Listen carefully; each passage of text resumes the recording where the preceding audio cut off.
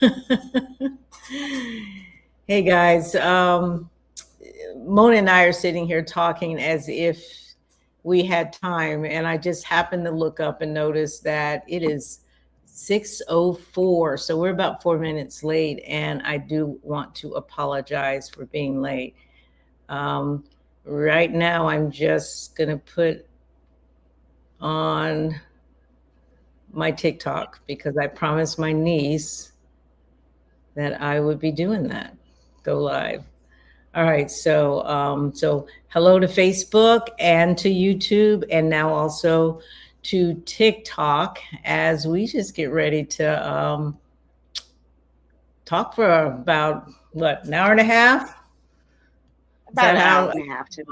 And we really do invite you to give comments, and to the extent that we can answer or share with you, we certainly will. But tonight, folks, I know you saw the Super Bowl, and if you didn't see the Super Bowl, with technology today, you can sit down and watch it at any time. But you know, here's something you need to know: Puerto Rico is part of the United States. I want to say that one more time.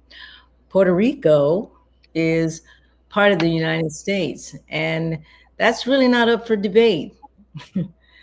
It's funny because Mona and I were talking about the fact that, well, when did you realize that Puerto Rico was a part of the United States? And we learned that well into adulthood. Why didn't we really understand that when we were in school? I don't know. So when a Puerto Rican artist headlines the Super Bowl and it's called Un-American, we have to ask, what does American really mean to some people? Tonight, we're going to break down the halftime numbers and the political outrage and the culture war hiding behind the music. But we are going to start with none other than, do you see?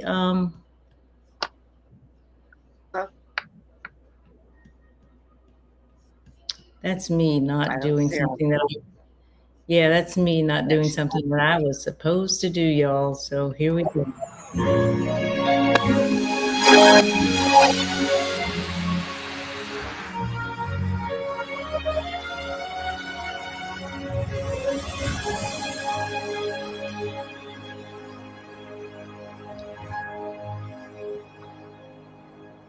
Lift every voice and sing till earth and heaven ring with the harmonies of liberty. Let our rejoicing rise as the listening skies. Let it resound loud as the rolling sea. Sing a song full of the faith that God has taught us. Sing a song full of the hope that the present has brought us. Facing the rising sun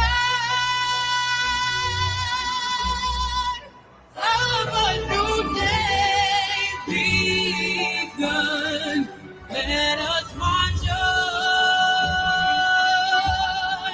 till victory. Let us march on till victory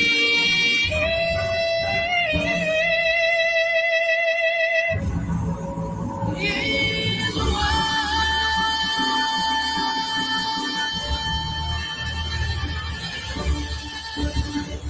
To the black independent, we speak truth to power, unapologetically.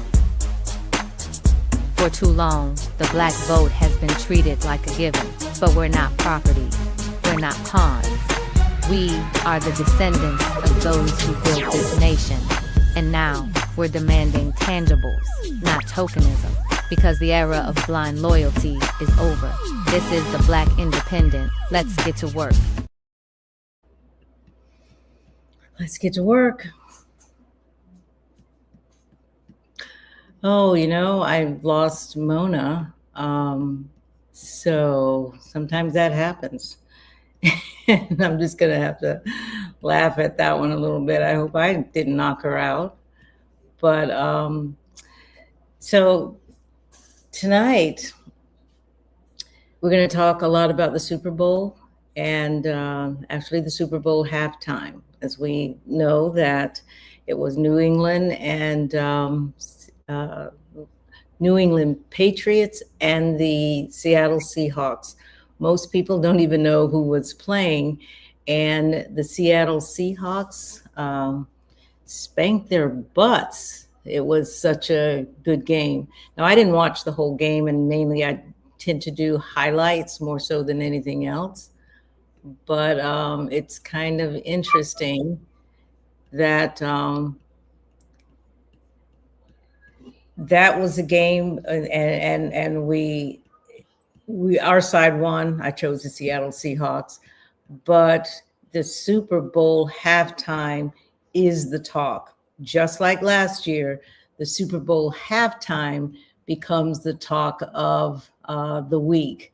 So Mona and I just had to do this tonight. Mona's back. I'm just laughing. I don't know what happened. I just looked up and I was enjoying the Coco, and I wanted to say the young man who was sign language, and I forgot his name. I know his last name is Bean, but he's from Tampa and he went to King. How about that? And Really? Yeah. Okay. I saw that all on Facebook Sunday night. So awesome. That is his father was a not know. teacher at Greco. At where? Greco. Okay, I did not know that, and you did not share that with me before, so it's kind of like, oh, okay, that's really interesting. I So, saw my cousin's page, and then it kept flowing from all my King High School classmates. Yeah. All right, well, they were really on it. They were really, really on it. So, anyway, Mona's back, so we'll kind of get things I'm going. back. And we're going to start off the first part of the show, Jeannette, on how halftime, how has it became a cultural battleground? I mean, it is getting crazy. And so I did a little research, and then I had to, bring back my memory. And I realized that this didn't start in 2026. And if you recall, in 1992, during Super Bowl 26, Fox aired a live episode of In Living Colors during halftime. Yeah. And over 20 million viewers switched channels. And that stunt forced the NFL to rethink. It forces them to rethink halftime forever. Yes. Can you play that? So what was really interesting about that is this guy right here, Keenan Wainans. He had an idea, and let's let him tell us. Is one of my proudest moments of the show, because we're responsible for halftime now at the Super Bowl being this huge event. What happened was we realized that we were going to be up against the Super Bowl. The Super Bowl dominates television, and at that time really dominated television. And anything that ever went up against the Super Bowl would die. But we saw a window, which was halftime, where people normally got up to pee. And so Doritos wanted to do something with us. And so that was the event that we chose to do, is that we would put our half hour right from the time the play stopped till it started. And we put a clock up so people would know when to turn back. And when halftime came, the entire audience for the Super Bowl turned their channel to In Living Color. And it was this little show that took on this giant and crushed. And the next year, they hired Michael Jackson to do their Super Bowl. And every year since, they've had a humongous star at Super Bowl halftime because of In Living Color. Tell me that isn't like, really? Right. That was pretty awesome. That was pretty awesome. It seems like we, not white America, starts these trends, and now they want to say this isn't American. And what they mean, not white America. Everything we do is inclusive. Right. We're not saying it's just for, and they love it. It's now, inclusive. They could say they don't, but they do. And It's inclusive. Absolutely. I think it's inclusive. It's innovative. It's thinking outside of the box. And it engages a full community, not just the Black community, but everyone in what that idea is. And so he looked so proud that in Living Color, which was an innovative show in and of itself, actually changed the trajectory of what America saw Super Bowl halftime as. Before that, it was just marching bands, right? Coming together and doing the typical halftime show that we see in a lot of colleges and we see in high schools. They came and they changed the game. And then that very next year, they didn't want to go back. So they looked for star power after that, which is kind of cool too. So I can remember doing Super Bowl before that happened. Halftime is generally, like he said, you go to the bathroom, you get a bathroom break, you get to eat, you do all that, and then the game come back on and you resume back in the area where you're watching the game. Now now that it is now halftime, when halftime come on, you do not leave your spot till it's done. No, you don't. You know, you might eat in the third, what they call it, periods or quarters. Third quarter. The third half. Our third quarter. Third quarter. Okay. After the half, third quarter. Yeah, that's when you eat. Yeah, but people stick around now for the Super Bowl. In my case, because I don't necessarily watch the football games, will come in for the I used to just come in for the commercials. I don't even do that anymore. I may come in for the Super Bowl halftime show if it's someone that I think is somebody I want to see, that you're interested in. Yeah, I pretty much watch all of the halftime. I'm never going to sit down and watch a game from beginning to end. I might start off, but I'm bored. No, I used to watch football. The Buccaneers, when the Buccaneers, long time ago, I used to really watch it a lot. Yeah, in the 80s, I did. Me and my boyfriend at the time, Sundays was our day. We would fix meals and just a really good time. Yeah, I think everybody, but no, I don't like. It's not that I don't like it. I could probably look at a little bit of it, but I'm not watching it from beginning to end. But I do enjoy the half times. So generally, no matter. Yeah. So halftime, that very next year, who do you suppose they went to go get? Only the best. Only the best. Only the best. They went for MJ And I'm going to play a little bit of this because we're also going to look a little bit at the Super Bowl of today and the alternative. And we'll kind of look at sort of compare the three. Michael Jackson stood still in the 1993 Super Bowl halftime show. The director of the stage agreed that Michael would control everything on the stage by his signs, so only when he put off the sunglasses, the music would start. Michael just stood still in front of the screaming crowd for 2 minutes, while the director kept yelling him to put off the glasses to start the show. Damn it, take your glasses off. Come on, Michael. But that was the deal that I had made with him, and I was not going to jump the queue. And the 2 minutes that Michael did nothing became one of the legendary moments of the Super Bowl. This is why. So Michael took total control over the next year, and it was great. And he set the stage to follow every year thereafter. Yes, he did. Indeed. No, I'm you guys have to excuse me. I'm having to do the I'm trying to pull videos on and off while I'm talking. So yeah. I'm not really good at that, but hey, you're doing good.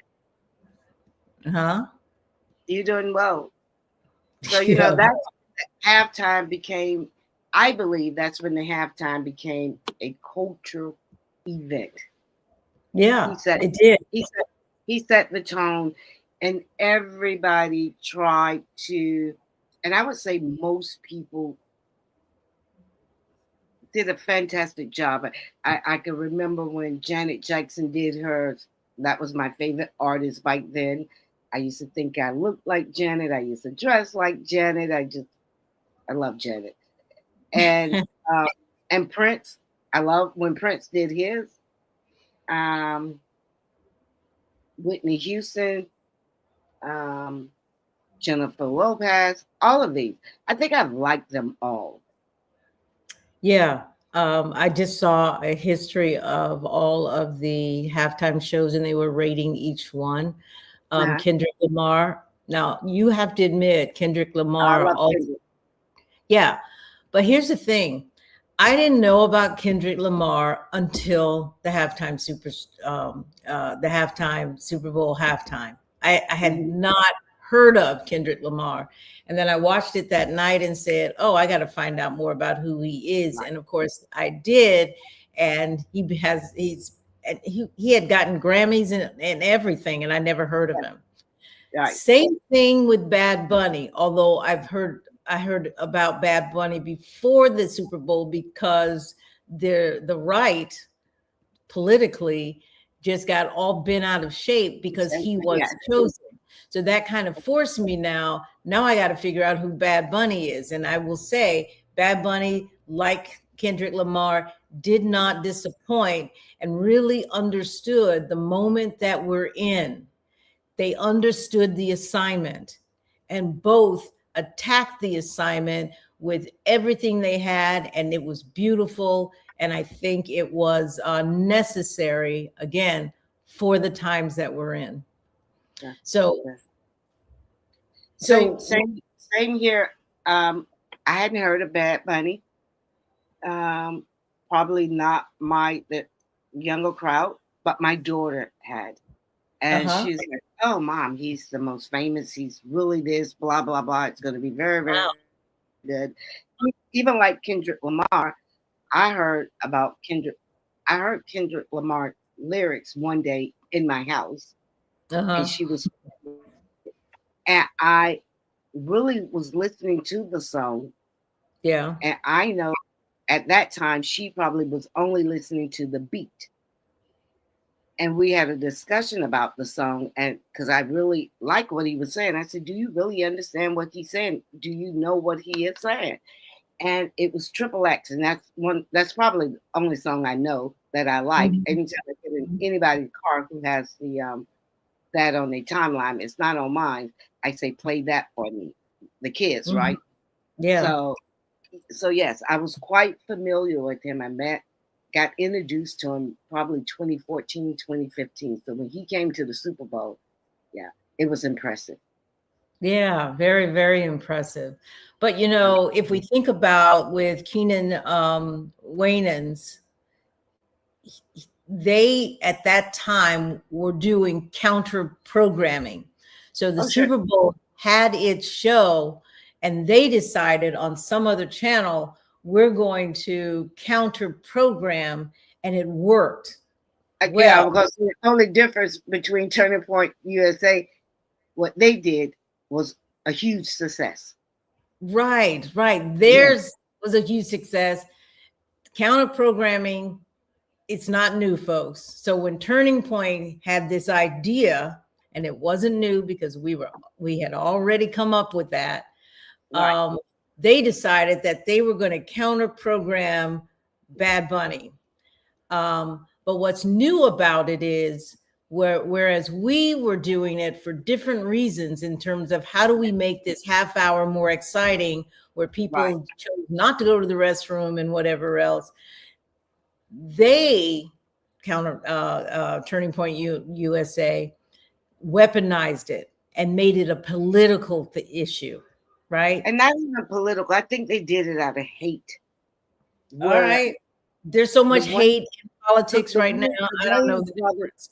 the Wayans brother was bringing everyone together. Mm-hmm. They didn't say this And they is were only divided. they were being very divisive. And Yeah, and that's the true. fact that they didn't like the artist. They didn't understand, they wasn't even willing to give it a try. They were being Exactly. hateful. They were being hateful, plain and simple. Yeah. So if we look at Turning Point USA's they aired this is my understanding, according to the research, a pre-recorded All-American halftime show, y'all. It wasn't even in real time. It was pre-recorded. And then they get up Monday morning, lying. These people, oh my God, lying all over the morning talk shows, saying they had 20 million views. And they know they did not. They know they didn't. And he said concurrent. And as maybe he doesn't know what concurrent means, or he thinks the audience don't know. Yeah, 20 million. He said they had 20 million views, and they did not. And I'm not going to say it was a flop because, well, it's all relative, right? It's relative. So if they got 19 to 20 million total views, let's say that's what they're claiming, even though I think their peak concurrent YouTube audience, I understand, was maybe closer to 6 million, right? Yes. See, the thing was, they were supposed to take eyes from the Super Bowl, like they did in 1992, and take them to wherever they were airing it. I'm not quite sure where they were airing it. Well, you said YouTube? They were airing it on YouTube? I'm not really sure because X didn't air it. I do know that X said, we're not going to air that. And I also saw some visuals of Mar-a-Lago, and on their big screen TVs, they were watching Bad Bunny. And Bad Bunny had over 120 million. I've heard as high as 135, 140 million viewers during the live broadcast. Tell me that's not successful. Yes, it was very successful. And did you hear what your president? Highest viewership to date for a halftime show. Oh, really? And you know why it's probably so high? Because the white Christian nationalists pumped it up so much, so people who probably wasn't interested in it, went and saw it just to see what the hula was about. Absolutely. That's exactly it. And we had, as I said, I had a couple weeks ahead of time to really learn about Bad Bunny, right? And then it was Bad Bunny this, Bad Bunny that. We're going to do a counter programming, and Turning Point was jumping flips to make sure that folks knew that they were going to do a count. And guess who their person was? Kid Rock. Oh my God. Kid Rock. I think he was wasn't he in our time? Yeah. And he's like us. He's old. He's old, right? And you know how everybody. I would say every picture I saw of that lineup. I don't know who the lineups were, but they were old, and they said this was supposed to be kid friendly. No, you needed young people, and Yeah. you know you just got Nicki Minaj on your side. Why didn't y'all have her? Because they don't see her as family value, do they? That's right. That's I don't right. understand. I don't understand why. Because Kid Rock, what do he sing about? Young I girls. don't know. I don't know. Do you have a video of Kid Rock's performance? I do. Let's Yeah, let's see what good old Kid Rock did in his pre-recorded session that drew in almost 6 million, that they claim was around 19 to 20 million, doing what they do best, and that is blurring perception so that everybody's confused. And it was so funny to me. I'm just dying laughing because you guys just take a view of this.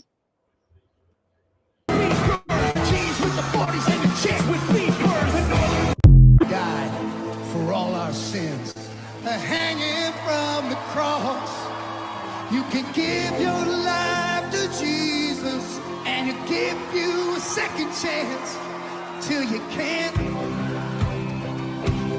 take it. I just back all the way to the beginning.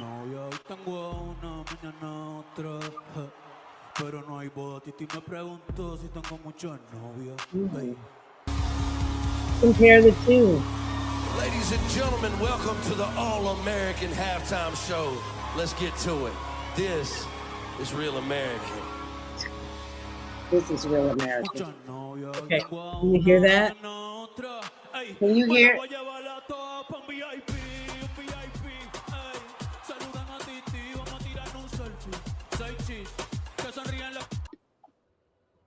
Yeah, I can hear it. See, this is what I'm talking about. This is Real America. Who America? That is not Real America. Real America, all You're America. talking about Real America, all white, all criminals. One Kid Rock looked like a math head to me. The other guy, I'm sorry, he just do. Yeah. Every style, movement, and the way he do, he got it and he learned it from Run DMC from Detroit. Ooh, wow, you reached way back there, but I kind of remember with him and Eminem, they all was doing that time, and he was not successful. You know, he tried to replicate us as they all have. What are their culture? He tried to replicate everything they do, steal it, and you know. I don't know. I remember hearing him on one of the morning shows, or it could have been a late night show. And all of these people think this way. Because he said at that time, you remember the Olsen twins? I do remember. Yes. So apparently they were probably desirable for the rockers. And he says, I don't understand why men think we have to wait till they get 18 to start dating them. That's their thoughts. Seriously. Seriously, he said it. Now I'm supposed to look it up, but I do remember. And not only do I not, I know it's the truth because I heard the same statement all this week on the radio. So, but that is what they're looking at, and that is what they want their children to be. It just reminds me. Earlier today, I saw something on Facebook where a father and a daughter were having a discussion about the Epstein files. Mm-hmm. And the father got so, I guess, outraged. And they said he grabbed the daughter. She had to be like 20, 21, 22, something like that. I heard about this. And took her downstairs and shot her and killed. I was like, what the fuck? You know? I heard about that. White men, they are going to protect. I don't know what they're protecting. Are they protecting power? What are they protecting? They are protecting power. I think they're I think they're protecting power. I think white men are protecting power and race positioning, which equals power in their over all the other races. But I'm going back to my same old race hierarchy. In general, folks see white men at the top and black men at the bottom, maybe even black women even under that. But it's a race hierarchy that they want to maintain, which has been successfully maintained in this country for over 400 years.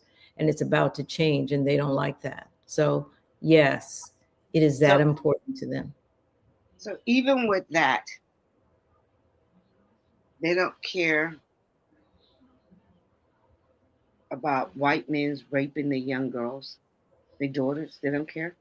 It is maintaining race position is that important to them, that they are the ones that are in control and driving whatever happens on these shores. That's likely true across America, across the world, but it's definitely true here in America. They feel that with the census noting that they will be the minority after around 2034. They are fighting right now to make sure that they can maintain control, even though they will be in the minority. Sort of like South Africa, apartheid. They're looking for something like that. Sure. Yeah, sure. Modern day. But let me do this. I want to show one more video that I like, and this young man's, the way that he sees what happened with the Super Bowl aligns a lot with what we've said. So let me play this, and he's asking the very same questions we're asking. So I'm seeing young people ask the questions, older people like us, we're asking the questions. Announced Bad Bunny as the 2026 Super Bowl headliner, the reaction wasn't just excitement, it was division. Here's what we know. No fluff, just fact. Bad Bunny is set to perform at Super Bowl LX in Santa Clara next year, making history as the first solo Latino artist to headline the event. Soon after, a petition surfaced. A conservative group, Turning Point USA, unveiled an alternative, the All-American Halftime Show. The event, led by Erica Kirk, the wife of late founder Charlie Kirk, is described as a celebration of faith, family, and freedom. Their website asks viewers what genres they prefer, from country to pop, hip-hop, rock to, and I quote, anything in English. Supporters see it as a way to bring back traditional American values and offer a family-friendly alternative. But others question what all American really means, since both Bad Bunny and Puerto Rico are part of American culture itself. To many, this moment highlights how music and politics are once again dividing what should be a shared celebration. So here's the question I bring forth to the table for open discussion. Is this about patriotism and preference, or a deeper misunderstanding of who gets to represent America on its biggest stage? Yep. Yeah. That's the question we're asking. I think it's a deeper misunderstanding, and particularly the white Christian nationalism. One thing came to my mind when he was talking, and I was thinking about Erica Kirk, because everybody would have thought that she was sweetheart, dear, and the stuff that we're finding about this woman, she's a grifter. The dirt. We're getting a lot of dirt on Erica Kirk. Yeah, we're getting a lot of dirt. And I don't think even her husband understood who she was and who she married. I'm sure he did not understand. Because this stuff is coming out. This woman has lied repeatedly. And for her to be able just to come out, I don't know what it is about the hate of white America to be so hateful that you would rather believe a lie, live a lie. And once they will have to keep that lie, because once they tell the truth, they have to go back and erase so much. I keep saying this to you. America was built on a lie. I know. Everything that they've done, I mean, with the Indians and this Columbus thing, lie. With slavery, that we are in it, like we are animals, another lie. Everything that this country is based on, the land, and the labor that built it is an absolute lie. Inventions that we created out of that and into the 21st century, all lies, right? All lies. And it's only recently now that we are exposing how we are the brainchild behind so much of what we use today in our day-to-day lives. But what is it? Based on lies. So I don't understand why you're questioning their ability to deceive each other on a consistent basis.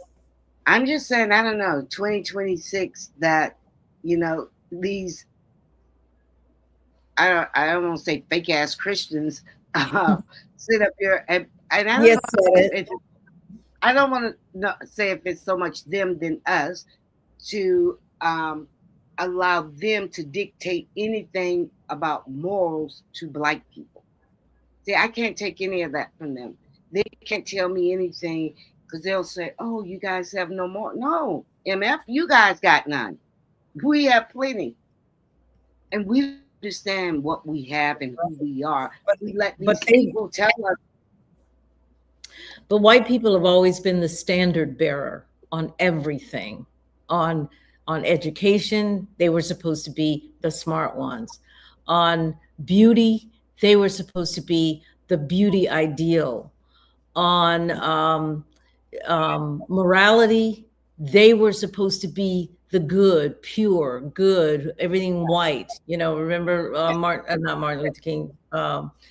Muhammad Ali said, everything white has to be good, and everything Black has to be bad. You know, devil cake versus angel food cake. So this is, and we realize that that these people are really the devil. They are really worship the devil. Exactly. That is their God. I mean, because I'm unraveling so much stuff that they're into, and I'm like, but I don't know. I was always a little different. I didn't never really think, never listen to this, and if we don't take it serious about what when we're trying to put the Bible in church, who Bible? I wouldn't want these devils talking to my child. Yeah, but we grew up believing that King James version was the thing. I mean, it might be. I might have a living Bible, but it was where I could read it because I couldn't really understand growing up the King James, but it was the way things were supposed to be. And I do believe that was part of the colonization of our minds. That was a big piece of it, because what's in the Bible, many of them absolutely do not follow. But we do our best to follow. And when we see our people not following the road that's been paved out for us, we condemn them even worse than they do.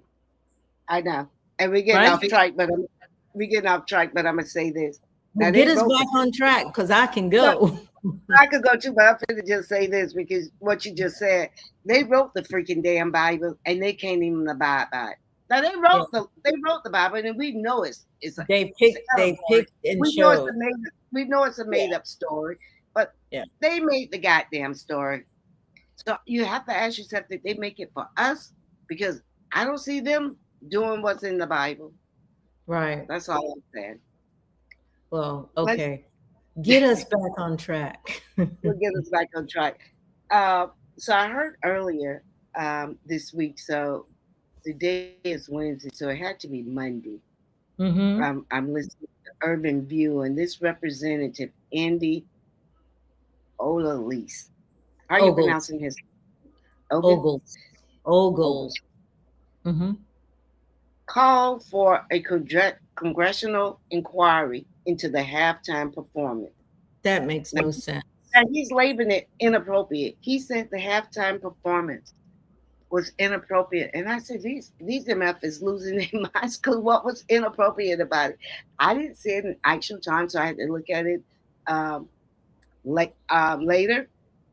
And it was just amazing because I watched it, I rewinded and watched it twice, right? And Distraction. when they say they couldn't understand it, no, you couldn't understand it, but it wasn't for you to understand. It was for you to feel it. It was for you to get into the moment, the rhythm, the drums, the beat, and you people got no soul because I could not get into what's the white boy who he was doing all that jumping around. I mean, he was giving me a headache. Oh, you talking about Kid Rock? Kid Rock, yes.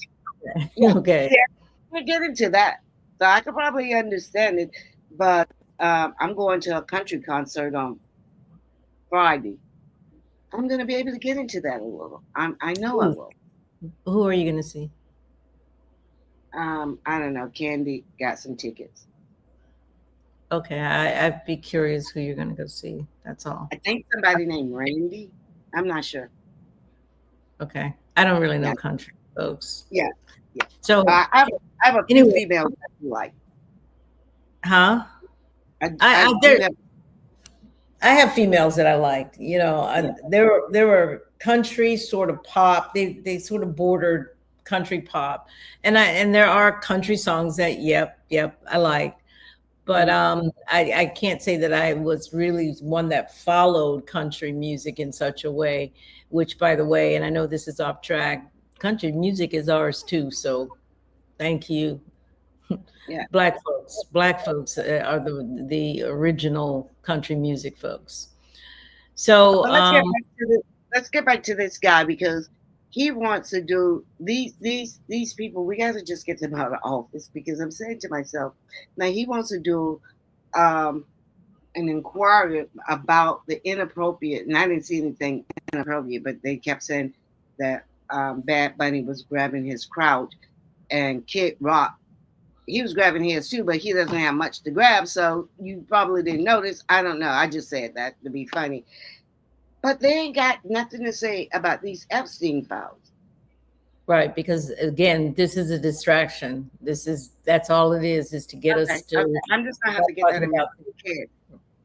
Right. It's just, I mean, Michael Jackson grabbed his crotch, 30 years ago? So it's kind of like they're just making things up and to distract from the Epstein files. And those files are coming out. Those names are coming out. They don't care how silly that makes them look. I mean, no. Grabbing his crotch when your president say he stuck his finger up a little. They do not. They do not care. They do not care. And you know why they do not care? Because, and I said this to somebody, and this is going to get us a little bit off, but it answers the question that you have. They do not care because Trump was hired. Trump was hired and he's being paid to distract America and to keep us enraged at all kinds of things, right?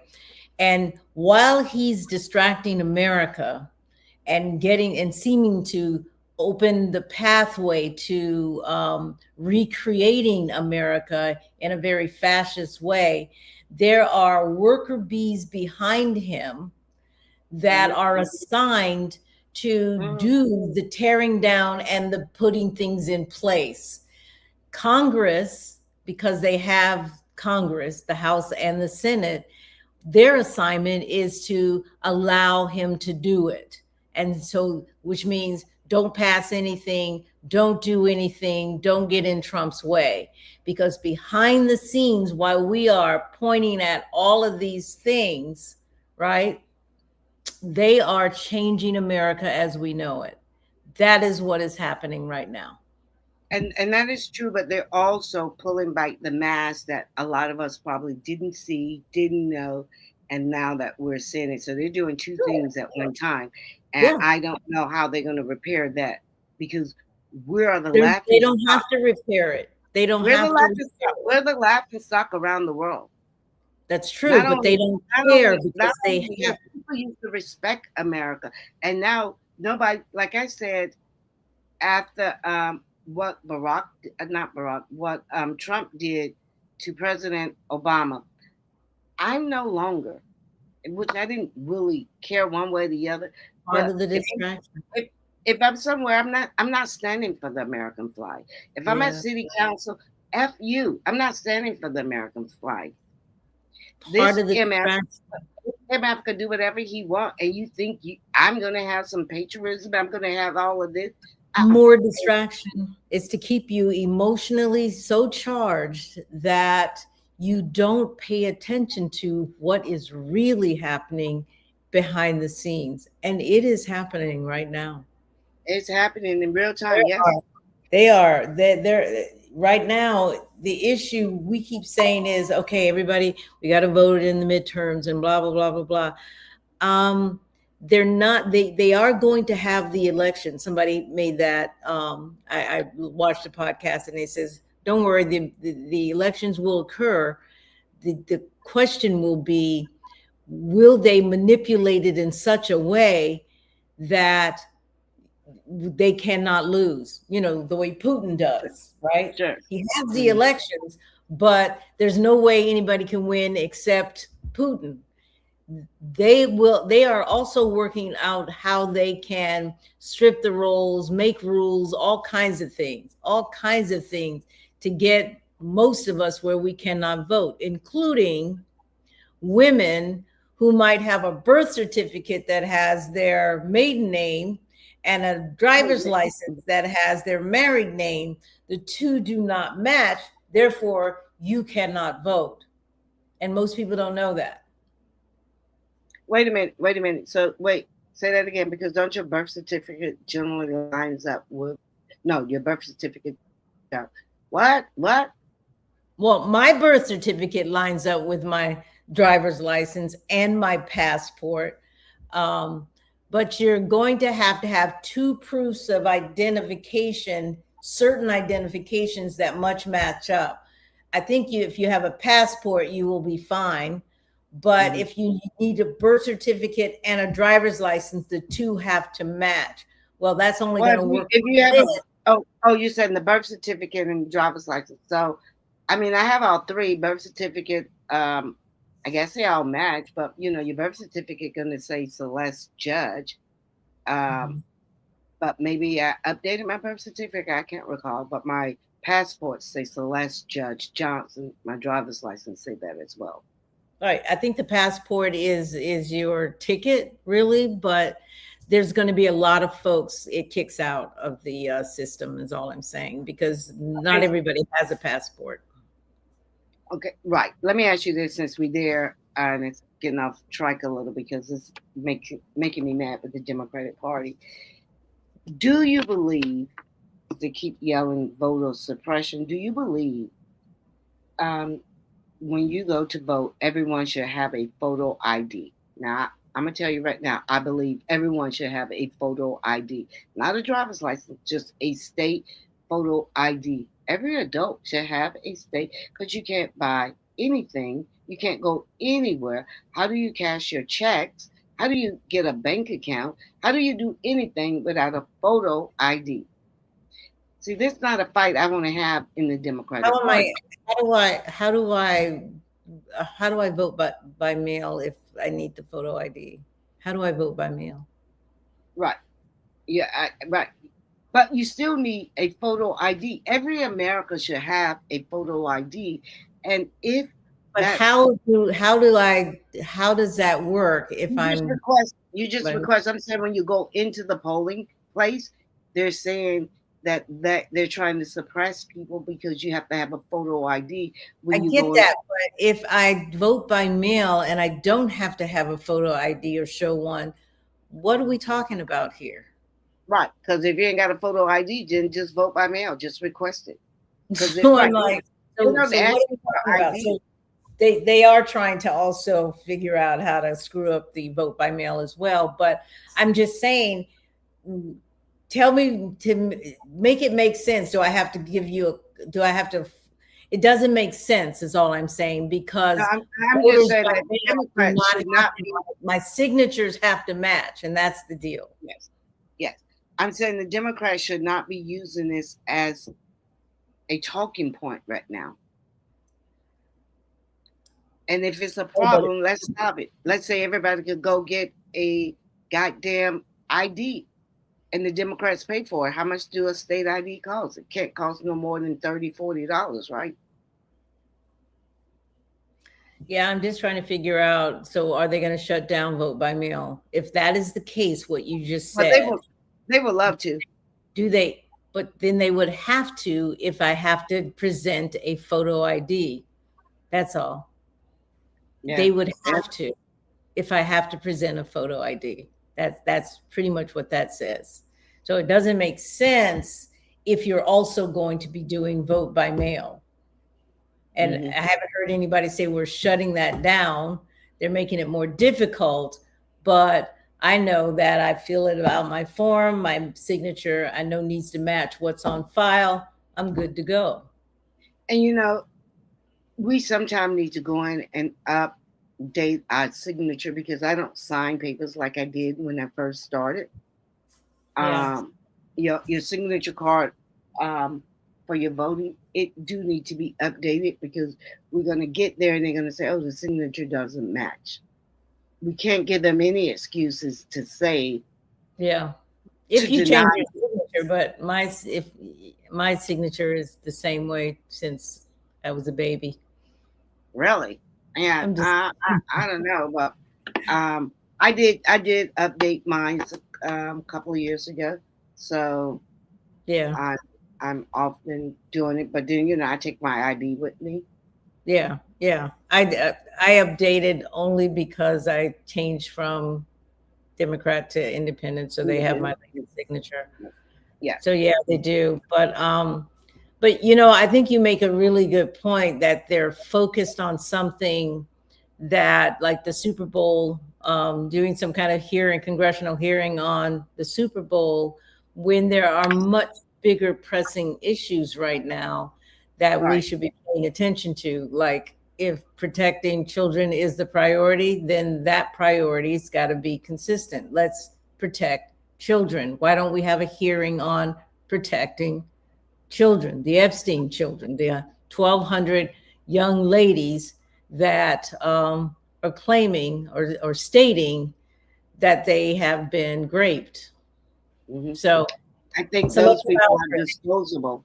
I think they might be a group of people that they consider, and if we don't stop it, you know, it keeps continuing. So these are people like Melinda Gates said, those girls, not her girls, but those girls. I know. Yeah, that did something to me when I heard her say that. And it's like, what do you mean those? It's almost as like the Jews say, the Palestine, those people, but not us. Yeah. That's true. That's true.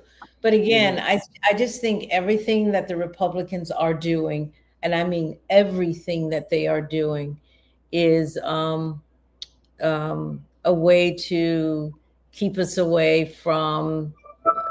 distracted from what is really happening behind the scenes. And and Trump is the Trojan horse. They are riding in on Trump because so many of the base love him for whatever reason. They love him. He can do no wrong. So they're riding in on him, and they're trying to get as much done as they possibly can to destroy democracy as we know it, and to, when he is gone, to have it emerge as something else. And they have to work fast because he is deteriorating before our eyes, and everybody can see that.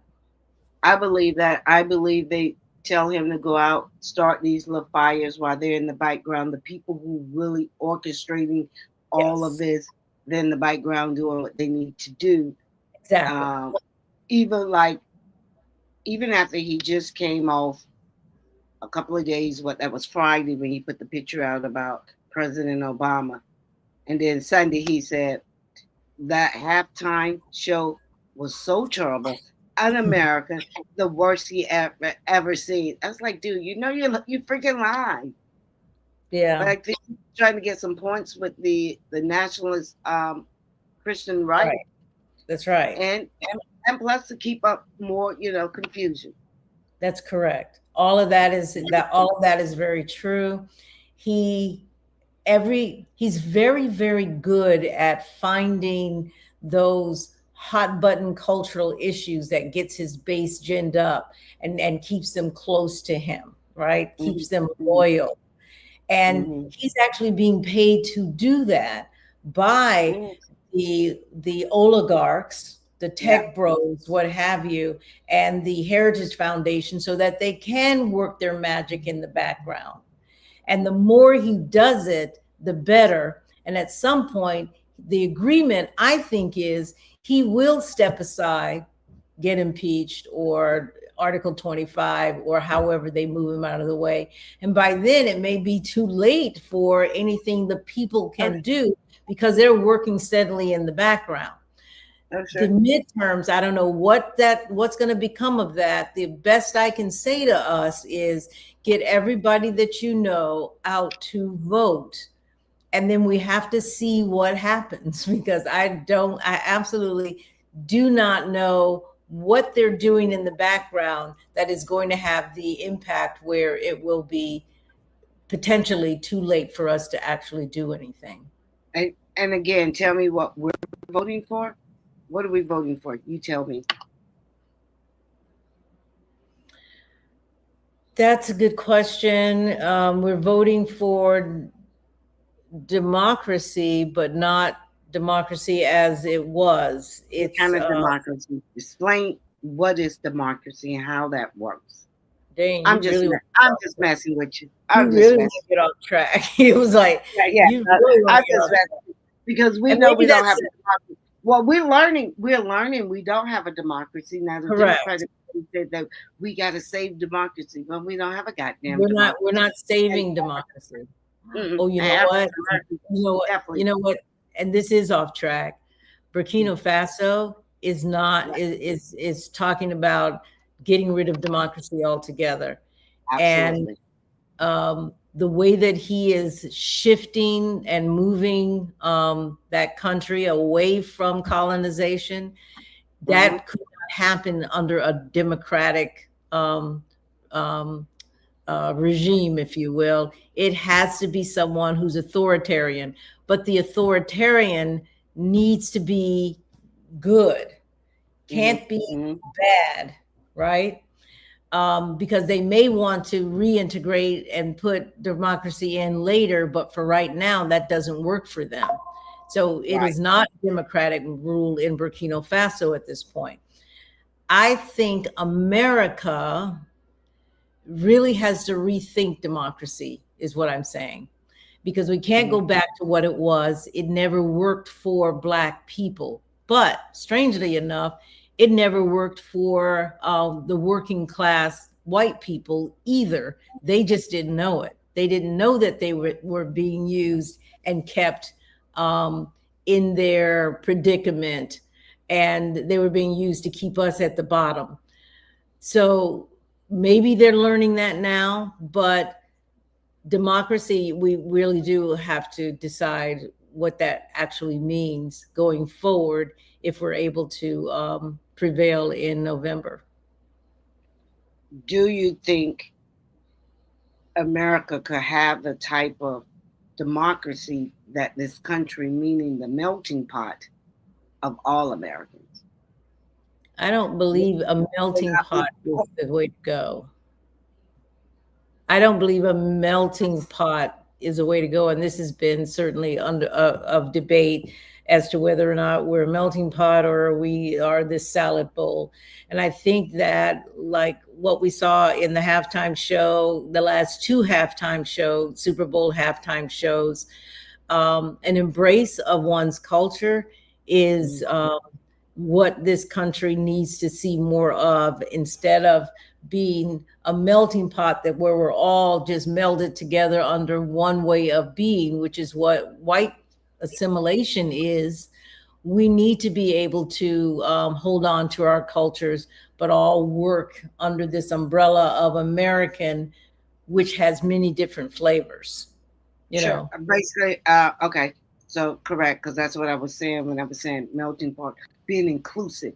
That is not a white nation, but I do like what you say, a salad bowl. I can see where you say when they meant melting pot, they probably wanted us all to melt and conform and assimilate with whiteness. Exactly. That's not going to happen. It's not going to happen yet. That is not going to happen, and it should not happen. It should never have been the goal. But it was literally the goal of America, is that we would all come in and assimilate.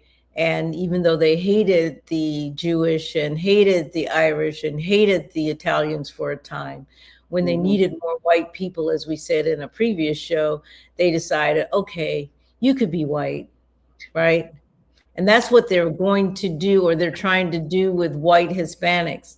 Okay, you could check off white, right? So, so a lot needs to be looked at. So democracy, I say yes, but not democracy the way that this country has practiced it for the last 250 years. No. Yeah. Wow.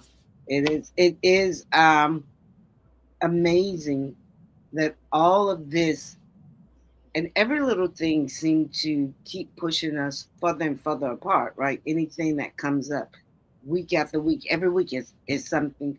If it wasn't from the killings that ICE was doing, then your president put out the pictures of President Obama, and then the Super Bowl. And you know, another thing I was thinking about, like Trump, he just want to go around and put his name on everything. And I want the Democrats and the Black Caucus to push back against this. Because when you think that this man have any culture of anything, and to think that his name is on the Kennedy Center, he doesn't even enjoy this stuff. Yeah, all of that has to be undone. But again, he doesn't even enjoy arts, the arts like that.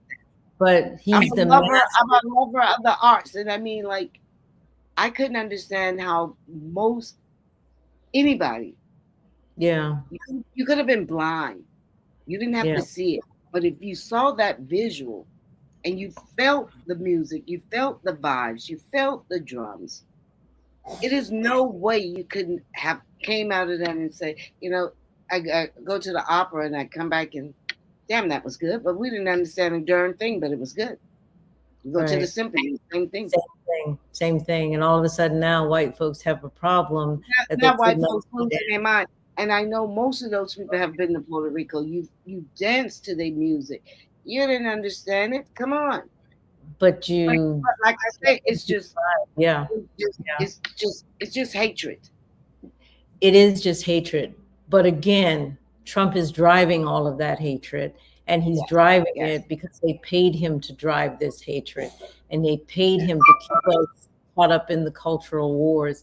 The best thing that I think we've done as the 92%, so to speak, is to stay out of it, because they want us in those streets so that they can declare the Insurrection Act, or is that what it is? Martial law. So they can, so they can declare that, and we've stayed out of the streets. We have said to our families, we are not engaging.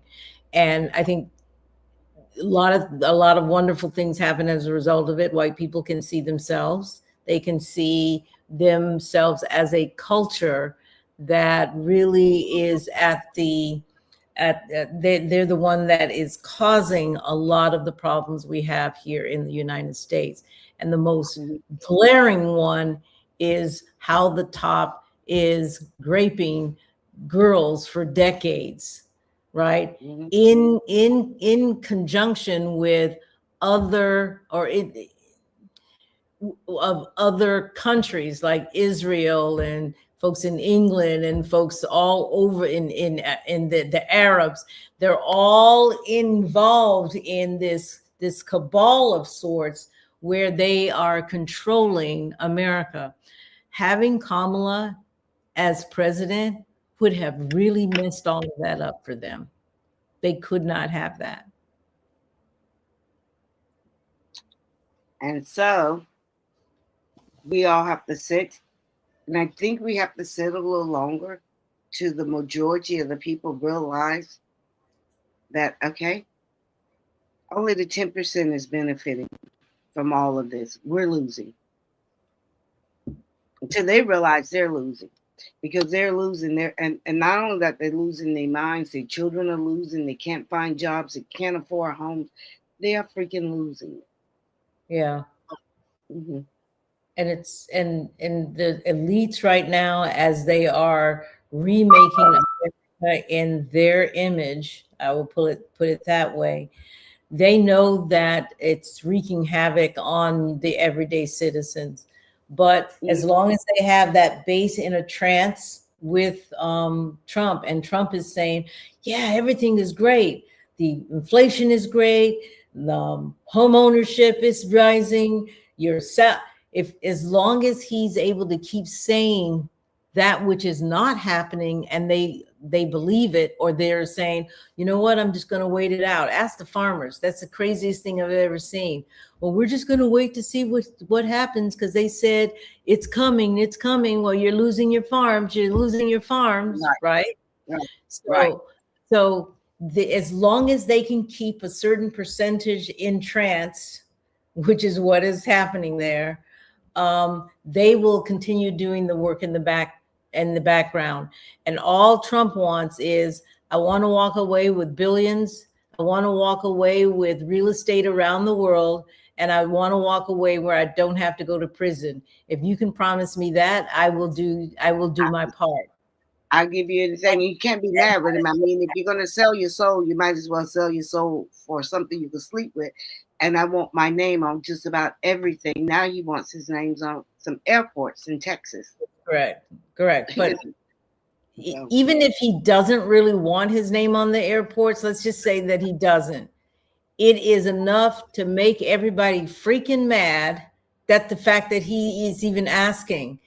And that is the key. That's the key, is to keep us so into the cultural war that we don't have time to really get into the political shenanigans that are going on behind the scenes. We're not looking at Project 2025 implementation on paper in the background. And Congress is not doing anything. And that's by design, and that's by design as well. I'm not even sure how they got the perfect storm where all four, including the Supreme Court, are all working in conjunction to destroy America. And the reason why America is being destroyed, again, I'm going to go back to the two halftime shows, the Black halftime show and the Hispanic halftime show, where we are saying to America, we still here. That's it. I'm like, there's a statement. We still here. And we're announcing, here's our culture, here's what we're about, what have you, because white people just don't know who we are, right? So we have two opportunities in the Super Bowl world stage to pretty much say, here's who we are. Let's fight for, we're Americans too, right? I don't know. I just don't know if if they have so much power right now that we will lose democracy altogether, and to the point that we get to a point of no return, and all of the mess that we are hearing about with regard to Epstein goes without resolution, and they continue to be in power, and so on and so forth. And I did not grow up with an understanding of the world as we are seeing it today. No, I don't think any of us. What do you think will happen with these files? Would we get enough? Would they get enough pushback that they have to do something? Because I don't think people are going to let go. It doesn't matter whether they let go or not. So you're not thinking you're not going to get like you got Bill Gates. He doesn't look scared. Right? No. You got a lot of the folks in the I mean, Trump is so bold. He put the people who were flying around on the plane and going to the islands in his cabinet, for crying out loud. Yeah. I mean, you want to talk about boldness. That is pretty darn bold. So they're all working together. He's smart enough to know that you've got to surround yourself with people who have as much to lose as you do, and that you have something on them too, so that you're going to work together because you've got something to hide. All of you do, right? And I think that's where we are. So I don't think that we are. I mean, even Pam Bondi is listed somewhere in the file somewhere, and she's got pictures with a lot of the pedophiles or what have you. So this one's real difficult because they have figured out how to put all of them in positions of power. She was testifying early today, but what I would be mad about if I was a white man, those poor smucks who go to jail every time they get caught for doing the same thing, and yet these people are untouchable. Yeah, they're perjuring themselves, all kinds of things, right? They are definitely perjuring themselves. Listen, you know, we have a lot of folks, and I've been so busy, you guys. I'm so sorry I haven't been able to. Gretchen is with us as always. Hey, Gretchen, how are you? She does make some comments. Hey, just remember God put him in the Oval Office. It is the prophecy to, that's really interesting. God didn't put him in. To get us to wake up. Well, that's interesting because sometimes God allows things to occur for a reason. What's up with this God? No, God did not allow. It's no such thing. No, the devil is winning. No, sorry. The devil got more power than your God.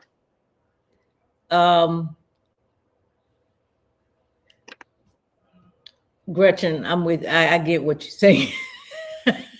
It's like, Gretchen, I get what you're saying, and I think there is some truth into what you are trying to make sure that we understand, that this may be divine prophecy in terms of where we're supposed to be before the shift can occur. There has to be a shift. We need to be ready for it, but it does have to break itself down, and Trump is that Trojan horse for that. And Keela says, and they think this mess is better. Yeah. Right. And she said that a while ago. So I'm just looking at some of these. Joe Robinson, she's pulling some folks in for the discussion. Democracy.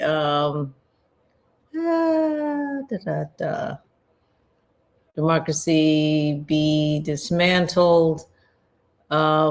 Yeah, last time I didn't really see any comments. This time I did, and I think it's because I did not put it on Facebook. My Facebook. Yeah, someone did. I think it could have been my sister who said. Somebody said they were trying to comment, they couldn't. They can't. So yeah, I don't control any of that. Plus, I can't see it. Right. I don't see any YouTube, but so that I may not have solved that, but I will say that I did try. I went to look and I couldn't see where that she would have had, or anyone would have had, a problem. But I just remember not really getting any comments last week, but we did. So where are we? Well, we're about at where we want to be. That's our take on the halftime show in America. Yeah. I think though,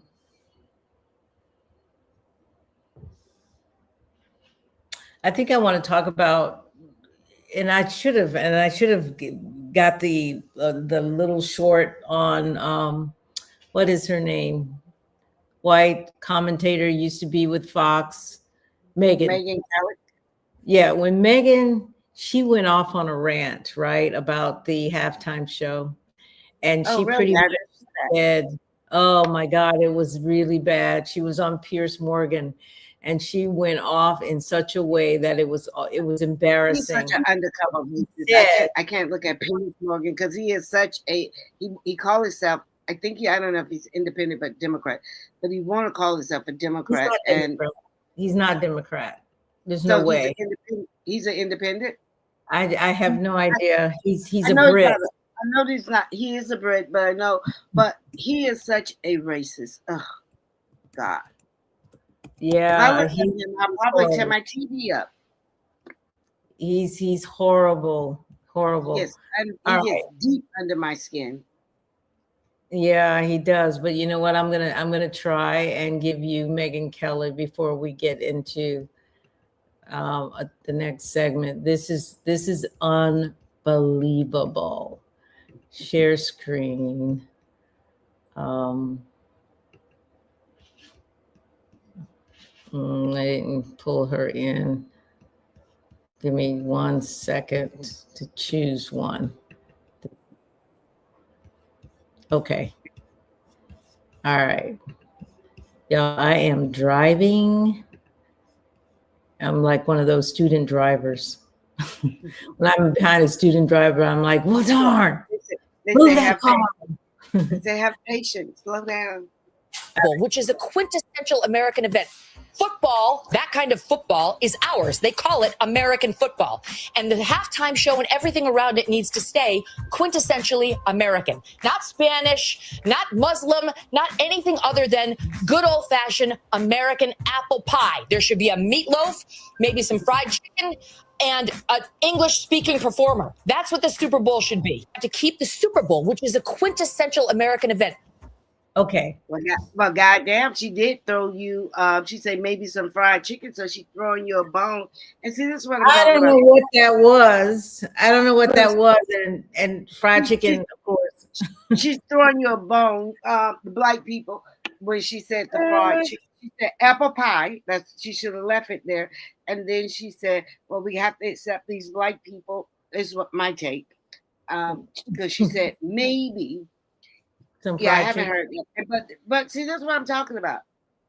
Because I remember when she went crazy when she says, I'm sorry, Santa is white. And that's just it. We're Americans. Santa is white. No, Santa isn't white. Because first thing, Santa is make-believe. Santa is real. It's not real. Because you want to live a lie. You've told your children and your generations down about a lie. No. And this guy, Bad Bunny, is American. Well, Kevin says meatloaf is not American. I don't know what it is, because I think you got some beef for the big old family and you want to spread it out, so you throw some breadcrumbs in there. But for the most part, these people really think this shit belongs to them. And if we was to walk away today and tell them don't, damn, I don't know if I can think of the Kid Rock, not to use any remnants of anything black, just do your culture. They wouldn't have shit.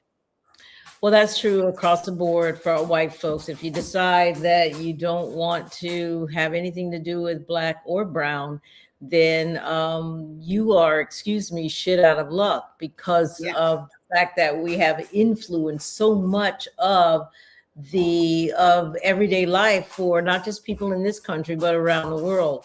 So, and I'm discovering new things that we innovated every single day. Every day. And a lot of folks just don't even understand when we look at that light bulb. It's like Edison, Edison, Edison, but Edison could not have done that without Latimer, right? Right. So there's so many different things that we were responsible for. So when she's put in that chicken, I did have a moment where I thought, is she including Black people or something? What's up with that? But I don't think it was, because I think she's being straight out racist in that she rant. was being racist. She was throwing you a little bone. It is almost as if, it's degrading. Maybe you could throw in some chicken, she said. I'm going to have to go find that clip. You said it was Piers Morgan when? Piers Morgan. Yeah, she was on Piers. You don't even just put in Megyn Kelly, Piers Morgan, and then just put in Super Bowl or something. But both of those, it'll probably just pull in Super Bowl, because that's probably the search right now, because she went on such a rant. I want to hear the whole contents of it, what they were talking about, because all of them just lost their minds. And look, you over there with the pedophiles too, because you said when you got in trouble, or when the guys at Fox had you all bent out of shape, you said it almost broke you. But now you said Epstein. Oh, I don't know what you guys so upset about. It's not like the girls was 5; they were 15. But you're a grown ass woman in your 30s. Yeah. And I used to like it. It's unbelievable. Now she just looks like a witch to me. The Salmon witch. That's what they look like. So I'm gonna need you to relax on Megyn Kelly, because she was typical Megyn Kelly about she's got to prove to the base too that she's one of them. So she gets on when she knows that there's something out there that's a little bit controversial, and she likes to be the spokesperson for what she thinks they're all thinking.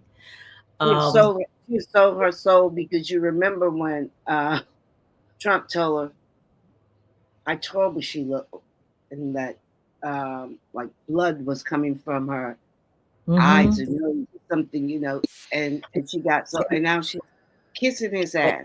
Now she's kissing his ass, like you said. But back to Trump, when he said that the halftime show was a slap in the face, it really does signal something a lot deeper. So their cultural nationalism says that American equals English speaking, right? That's American. At one point, I remember when they were really pushing for Americans to learn Spanish, and it could have been in the 80s or the 90s. Yeah, we had to learn it. They were really pushing for us to learn Spanish. They didn't make up the freaking. Who said that English was Americans' native tongue? Well, it's not like some countries do have in the law that whatever language is the what do they call it? It's the law to speak whatever that language is. So France has French and English. They do both. In fact, if you're driving in Montreal, you see signs in French and you see signs in in English. And it's so it's written into law. There is nothing written into law in America. I think that Trump tried to do an executive order, but that's not law. That is not law. So, well, it's his temporary law that somebody's going to overturn, but it hasn't gone through Congress. Therefore, there is nothing on the books that says American equals English speaking. American equals traditional, and conservatives like to hang on to what is traditional, what we've always done. But as the world moves forward and as it becomes more diverse, they're losing their minds because American does not equal traditional, and we do not have to go back and do things the way it was done before, where white men are on the top and black men on the bottom. American equals nostalgic whiteness, because they long for those days. Yeah. And somebody says, yeah, the times were really good back there in the 30s. Really? Not for us. And not even particularly for them. Right. But they are nostalgic about a time when they did not have to compete with you. Right? Okay. They did not have to. So the nostalgia is more that pecking order that was very clear and wasn't fettered with a whole lot of laws that gave you rights over them. So anything outside of that framework really for them becomes suspicious. But America has never been culturally singular, because, we got here back in 1619, and for the next 100 or 246 years, we were brought here or bred here to multiply. So it's never been culturally singular. It has indigenous roots, Indians. I hate to say Indians. The indigenous people were here first. And when I say indigenous people, some of those people were black. And people really, that's something that we did not learn, but we're learning now that indigenous roots were here. The African influence was brought in forcibly. The Latino influence was here in that we had the wars and they lost territory in the Louisiana. No, that was a purchase. That was from Spanish, I think. But California, California, all those areas up there. Right. And so Mexicans the Latino were here. Yes. As they were on the land when we conquered it. And I use the word conquered because white people like to use, we conquered that. They love that word. Yeah, exactly. And immigrant waves are coming in from everywhere. So if diversity feels like displacement, it's not a national crisis. That is identity anxiety, and somebody is feeling a little bit anxious, I think.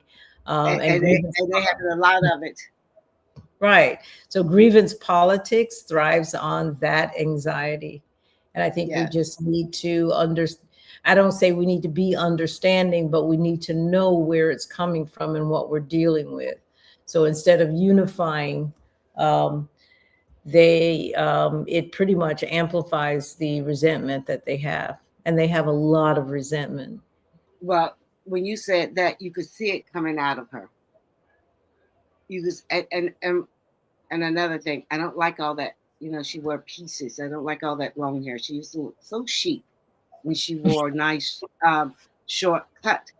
Now she looks like a witch. Just looked like, and you could feel it coming out. She's yelling. I'm gonna go find that video tonight.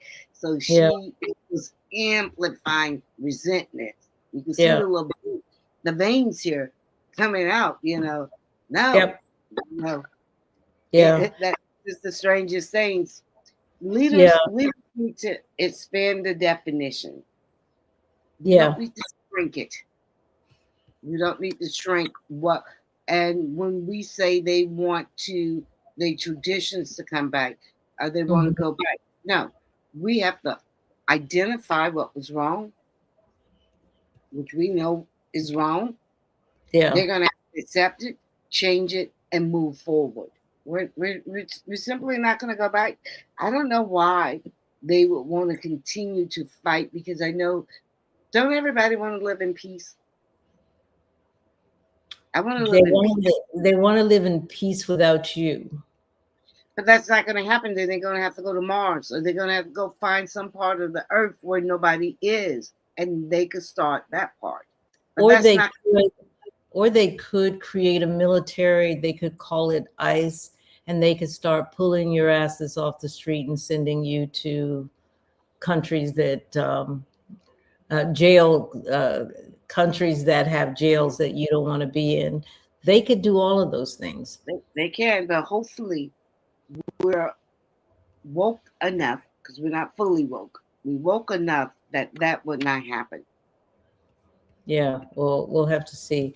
Daryl mentions as of 2020 census, Hispanics is the second largest population in America, and that's very true. And that's one of the reasons why I think they focus on them, because they are growing in leaps and bounds. We are, I guess, the third, but we kind of maintain at around 13%. But Hispanics are second largest, and Asians are actually the fastest growing. Really? I said that's kind of low. What's kind of low? 13% of the population.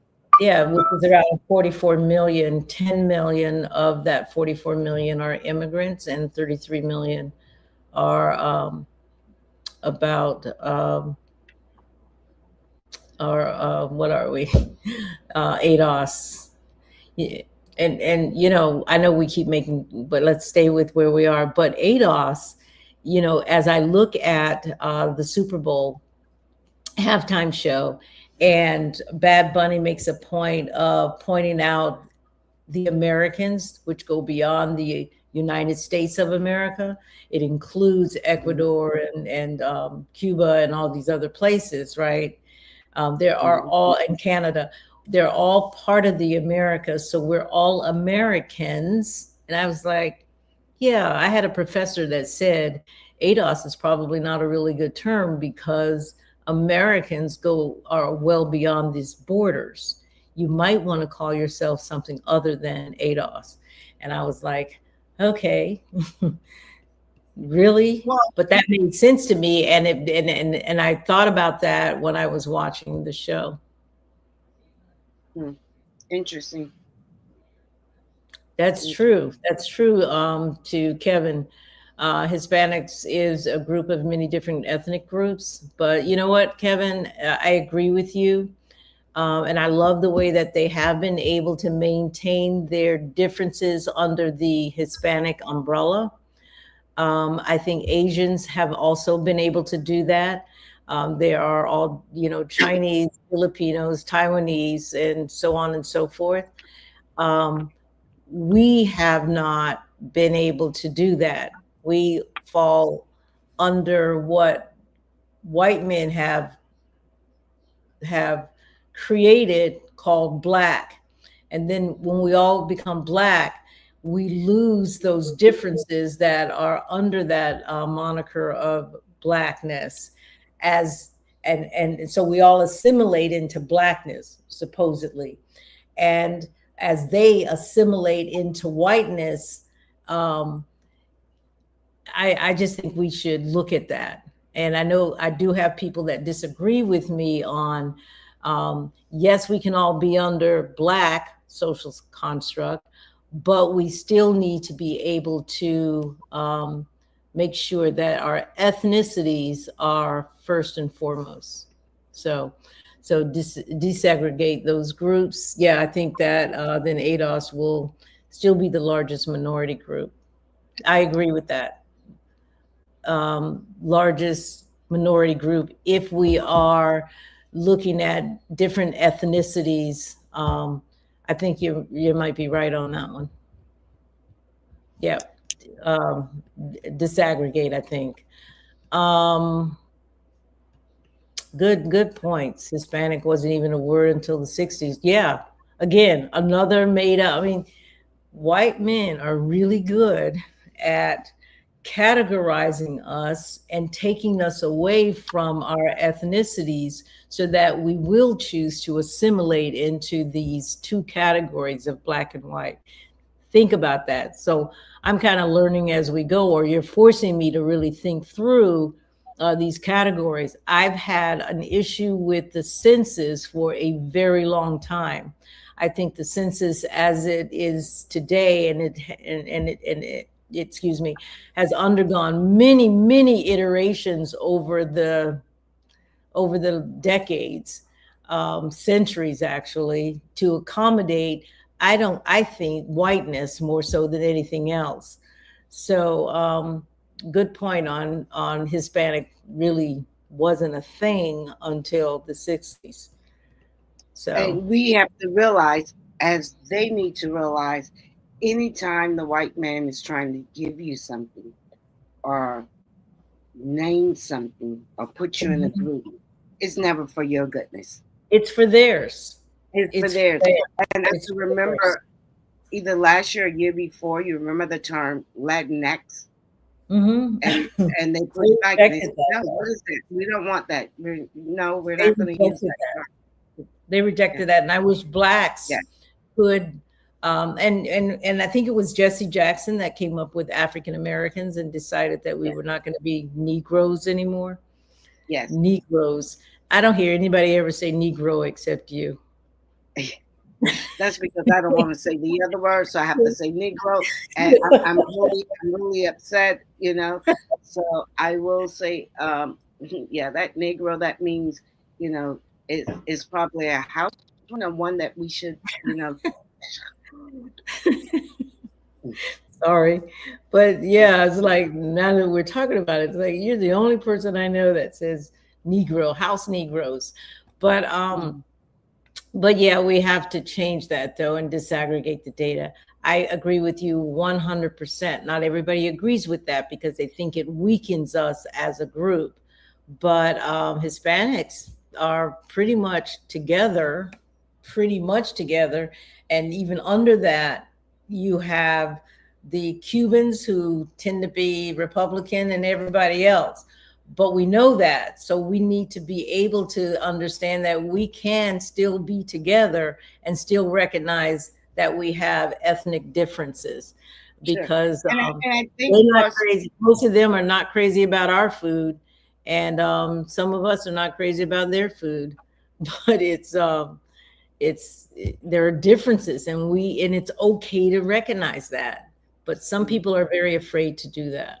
So, but, you know, I think as we're moving forward, and at one point we was trying to be Pan-African all together. We're all black. So what? You could be still adults. You could still have wherever you're from. We're really, I don't see how we can move forward without connecting it. The group, the more in the group, the better it is. I know, but the group can be the group, but still recognize their differences within the group. Yes, of course. Yes, I can respect. You know, I can respect. Yeah, I can respect you as, let's say, somebody from Jamaica, understanding that you maybe owed something, getting into reparations from Britain. I respect that. And if that ever happens, I don't expect to participate in that, even though you're living here and you get some reparations. I'm cheering for you, right? Yes. Yes. I'm cheering for you. In fact, if I can help in any way to make that happen, to make Britain feel bad enough to give it to you, I'm glad for that.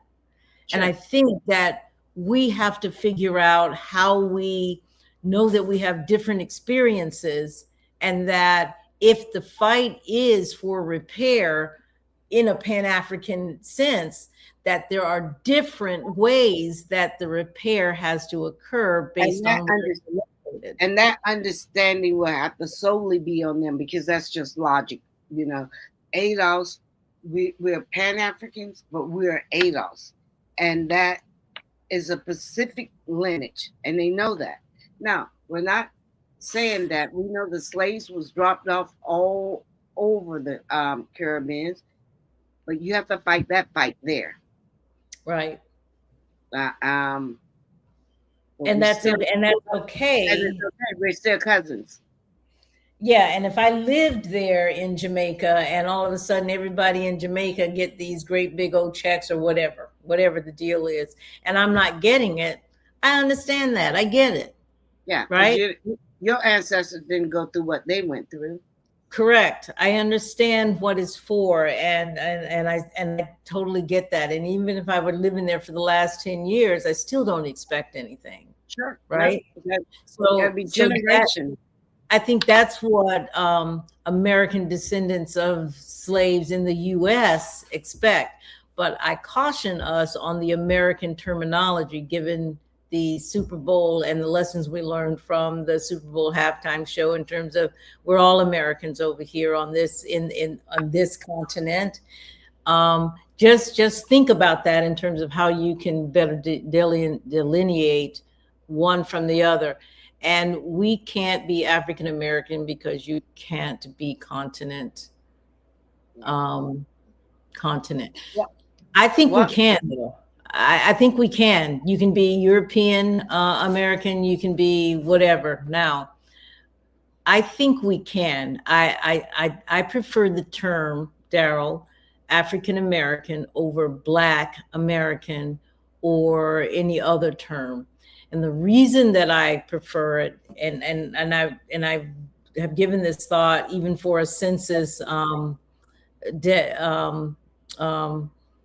choice, that is, if I am to choose my ethnicity, then I realize that at the time that my ancestors were taken, let's say that's the case, it was a continent, and the names of the various parts of the continent had different names. It wasn't Nigeria or whatever. So even my DNA comes from West Africa, and I got the generalities of Nigeria, but it wasn't Nigeria when my folks were taken. So what I can do is tie myself to that continent. I cannot tie myself to a specific country. Now, Black immigrants can tie themselves to a specific country and should be able to do that. But for those of us who cannot, we tie ourselves to the one thing we can attach to closest, and that is the continent, which separates us from everybody else by virtue of and it pretty much tells the story just by virtue of me calling myself African American. I don't believe a Nigerian American should call themselves African American. I think they are Nigerian Americans. I also think if you are from Ghana, you're Ghanaian American, and so on and so forth. So I really am a proponent of what Jesse Jackson said. We're African Americans, and maybe he doesn't have the same rationale that I do, but we tie ourselves to a continent because at the time, those countries did not exist. But once the countries exist, you need to tie yourself to a country. It's special more than anything else. And you know, Jeanette, when I was coming up in school, so many of my friends, they didn't want to be associated with Africa. I know. Yeah. So they made us feel bad about Africa.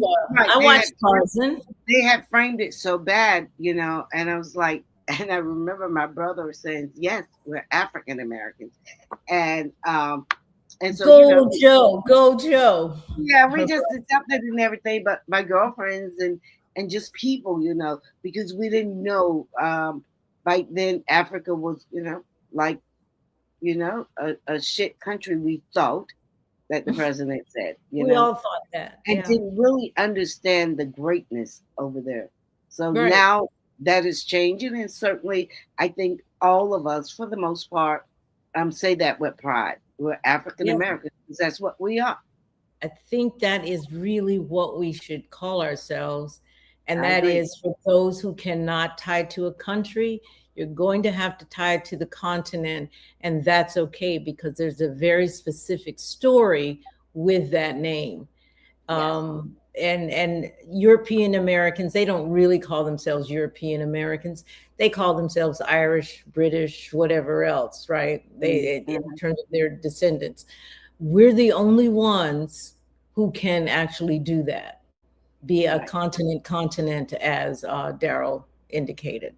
And I think that's probably a very smart thing for us to do, even as a member of the Pan-African efforts to move Blacks forward around the world. So just my thinking on that one. Wow. Great show tonight.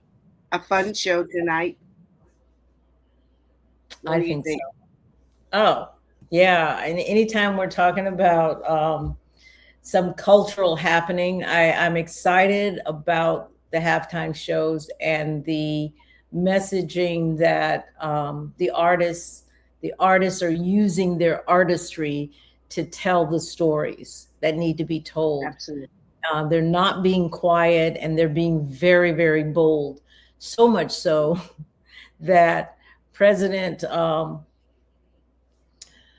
Donald Trump decided he would not attend this year because he was afraid of the message that was going to happen. And Bad Bunny was right on time with his messaging. It was a brilliant production. Many people have said.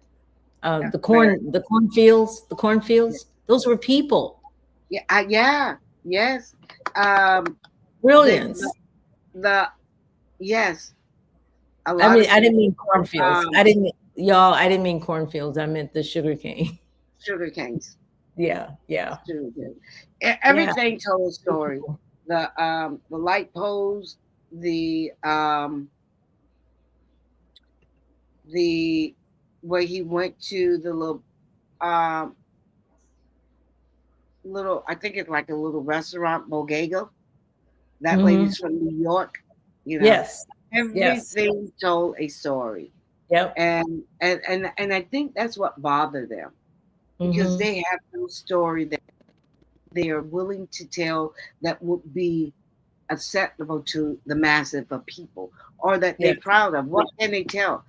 Really, they could tell about the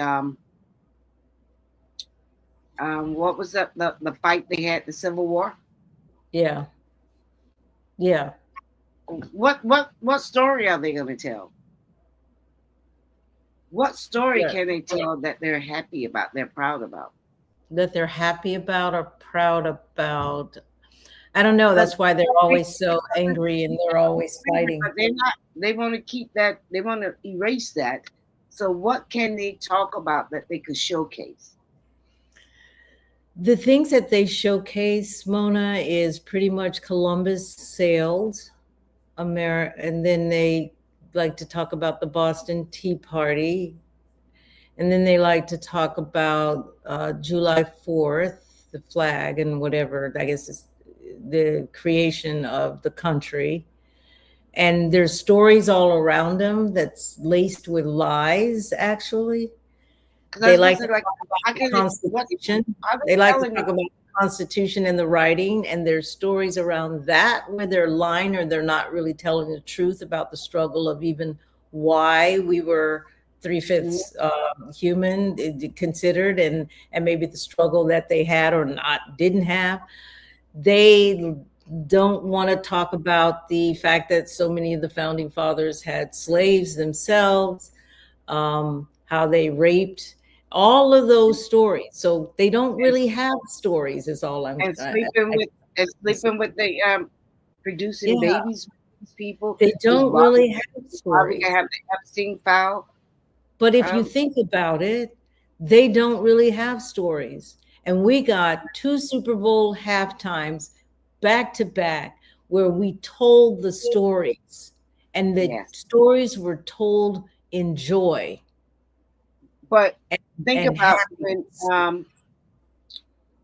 who was this? Beyonce, when she did hers, she told a story too. It was a very nice narrative from Louisiana. Absolutely. That we, and I'm gonna I didn't necessarily see it, but that we're cowboys too, that we are very much a part of. So we're telling the stories. The artists are telling the stories.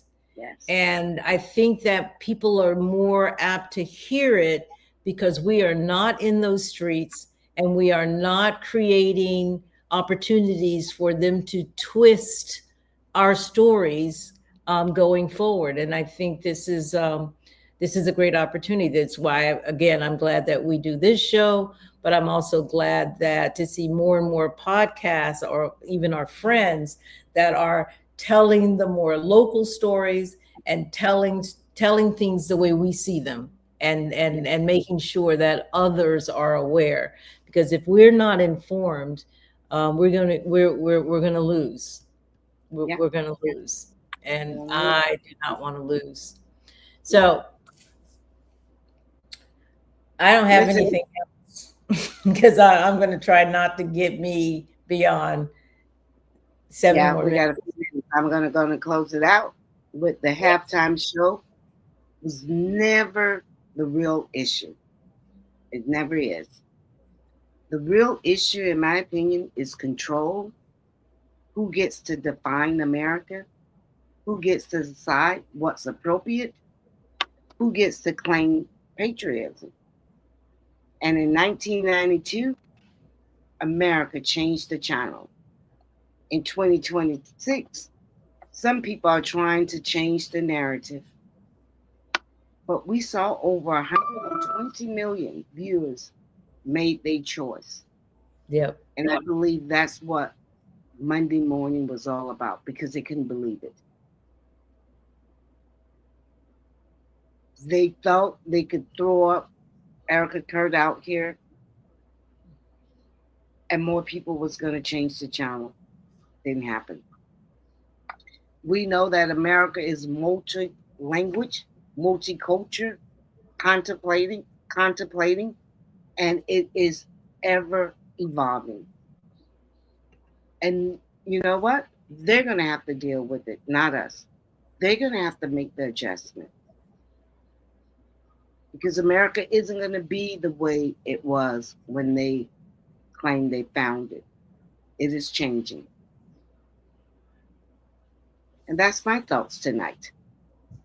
Beautiful thoughts. Wonderful way to close. I agree with you 100%. And I want to thank the folks that came on to chat with us tonight. We really love the chatting and your opinions on what it is that we're saying. So thank you so much for joining this conversation. Yes. All right. Good night. And we'll see you, what's the day, Wednesday? We'll see everybody on Sunday. We will see you on Sunday. Oh, it's going to be good Sunday because I don't know if it's going to be the first half of the last. We're going to interview candidate Quentin Robinson.